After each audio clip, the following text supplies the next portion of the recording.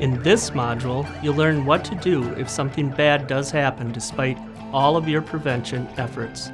Having a plan and knowing what you should do in the first 5 minutes after an accident is some of the most important information you'll take away from this module. You'll also learn about the Minnesota Department of Transportation, DOT regulations that relate to your work as a licensed applicator.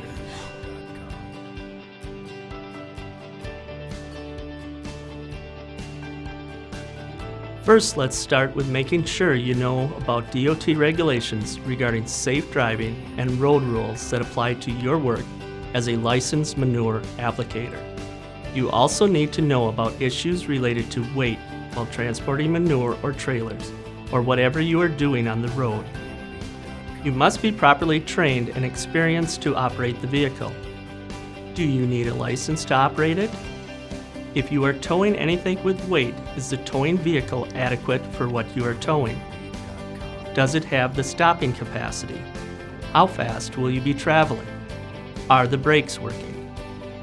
If you are pulling a trailer, make sure that the brakes are working and the tires and the trailer are in good condition without any defects. Make sure all the lights are working. If it has a steerable axle, make sure it's working properly so it doesn't throw you about when you're turning corners. Always check the pins and couplings to make sure they are in good working order and replace them regularly. Sometimes there may be stress on the pins and couplings that you don't see, which could cause mechanical failure. Make sure that you're always using the safety chains if supplied. It is important to check and maintain awareness of the type of material you are transporting. Because of the differences between liquid and solid manure, you need to understand the best way to handle each type. Make sure that the load is secured and keep an eye on driving conditions. Remember that weight has power. If you come into a corner too fast or someone gets in your way, you may have to take evasive action. If you're hauling liquid and it makes a big slosh, all of a sudden you might be in an accident.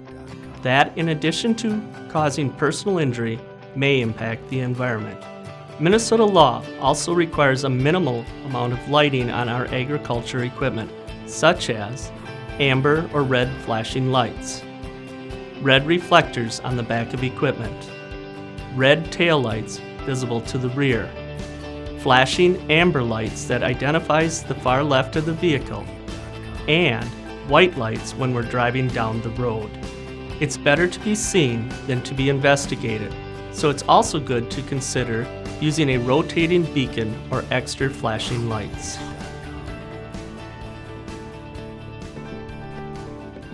Fatigue is dangerous. It kills and maims, and it damages equipment and property.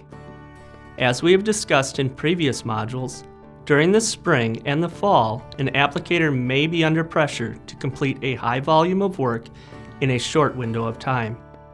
This means driving long distances between farms and driving long hours in the field. It is very important to combat fatigue in the field. Learn your limits and ask for breaks as needed, and make sure they are adequate. Again, preparation is the key. Get rest and drink plenty of fluids.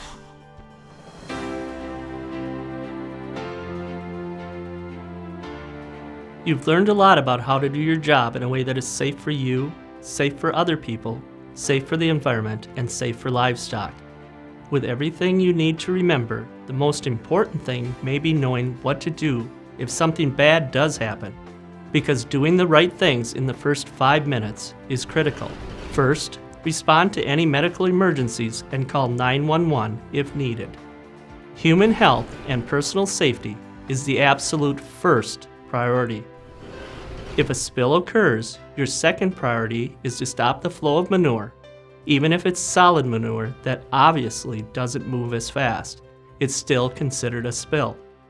The main goal is to contain the manure, whatever the type, and prevent it from getting into water. You can stop the manure by blocking the flow or damming it up. Your site manager should train you on the best way to respond for the application equipment you are using.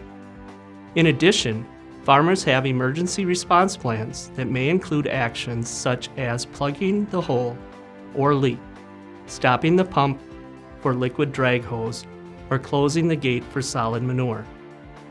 Third, contain the spill. The action you take in the first 5 minutes of a spill can prevent an incident from becoming an environmental emergency. Some of the best management practices for containing spills include: create a berm or dam to slow the flow. Place a 5-gallon bucket over a tile intake.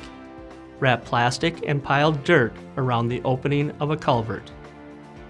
Even using the incorporation equipment to till up the soil in front of the spill will slow down manure and may be enough to contain the manure if the tillage is aggressive enough. At some facilities, the farmer may have their own emergency response plan that may identify other ways to contain the spill, or may identify things like tile intakes or culverts which can be easily closed off to contain the spill. Fourth, confer with your site manager on the need to contact the Minnesota Duty Officer at 1-800-422-0798. If the call is needed, it should be made within 24 hours. You can pause this presentation at this time so you can put those numbers in your cell phone as Minnesota Duty Officer.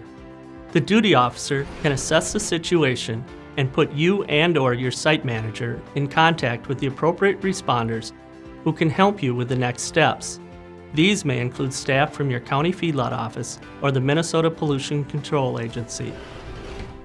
Minnesota law states it is the duty of every person to notify the duty officer immediately of the discharge, accidental or otherwise, of any substance or material under its control which, if not recovered, may cause pollution of waters of the state. The law does not specify an amount or location requirement for when a spill needs to be reported to the duty officer, only that it needs to be called in if it may cause pollution. So if you are in doubt whether or not a spill should be reported, err on the side of calling in a spill. There is no penalty for reporting a spill, but there is a potential financial penalty if it is determined later that a spill should have been reported and was not. Meanwhile, you should work with your site manager to document the incident with information that will be submitted to the PCA, such as the location of the incident, like township, section, quarter section, and the nearest road intersection. The cause of the incident. An estimate of the amount of manure that was spilled. Steps taken to clean up the spill, and do you require further assistance?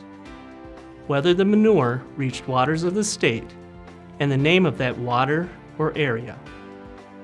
Name of the person reporting the spill, and the contact number to be called back.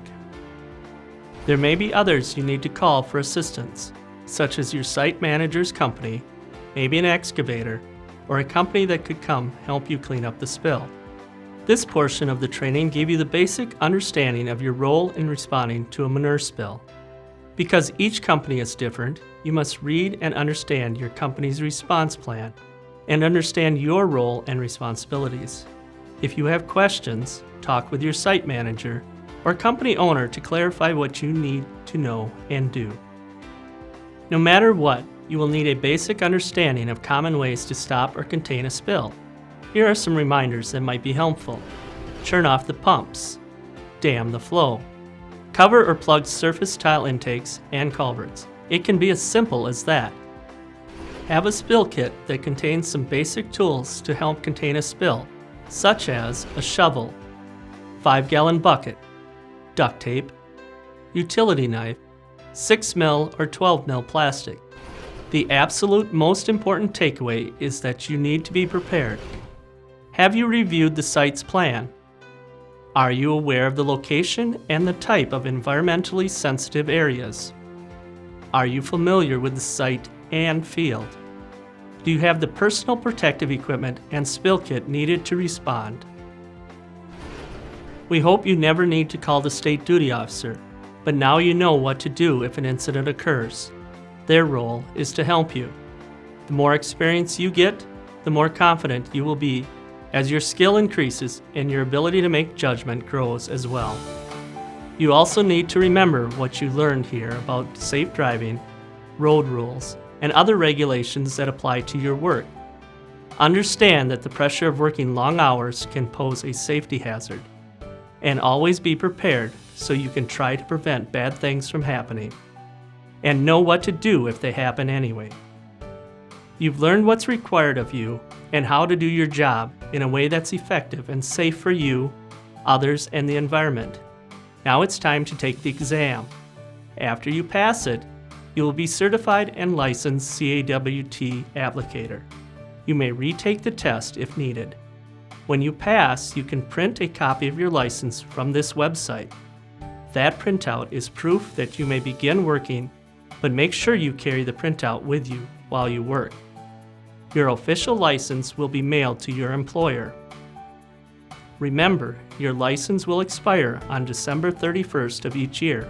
You will need to go through these steps annually if you wish to be licensed for work as a commercial manure applicator.